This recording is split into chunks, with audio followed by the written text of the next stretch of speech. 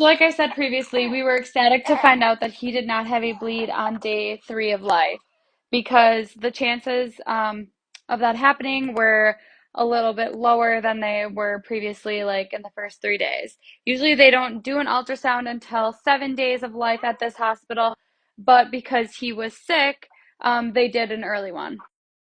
Teddy needed, ultimately, in his 21 days of life, he had 24 blood transfusions, and the majority of those were in the first 3 days. And so, while he didn't have an intraventricular hemorrhage, which is the one that can really cause a bunch of damage up here, we did find out later that he had a subgaleal. And the reason, from my understanding, if someone's an expert, you can just please comment below. Be respectful, obviously. But from my understanding, the subgaleal is dangerous. One second. The reason that subgaleals are so dangerous is because they can cause a person to lose like 70 to 80% of their blood volume in a very, very short period of time. And so, basically, how you treat a subgaleal is with pressors, so to help that blood pressure stay up, and just blood products. And they had done that for Teddy without knowing that he had a subgaleal. Um, but so they essentially treated the issue without treating it, and he did survive his subgaleal, which if we would have known that at the time, we would have been like very, very, very scared. And as a matter of fact, we didn't know what the issue was, but we did have emergency baptisms for both him and his sister when things were really looking grim.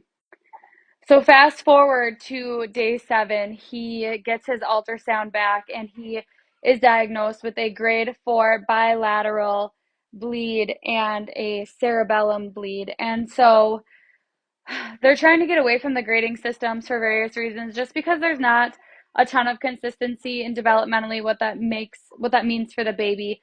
In micropreemies and babies in general, there is so much extra growth that can happen with the brain.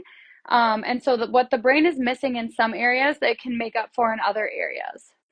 And so while this wasn't news that we were thrilled about, in fact, I cried and cried and cried.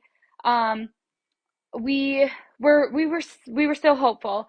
And from my knowledge, there are no current treatments for IVH in micropreemies, except for, fun fact, there was one study that I was able to find that involved intranasal breast milk um, that was able that helped treat IVH.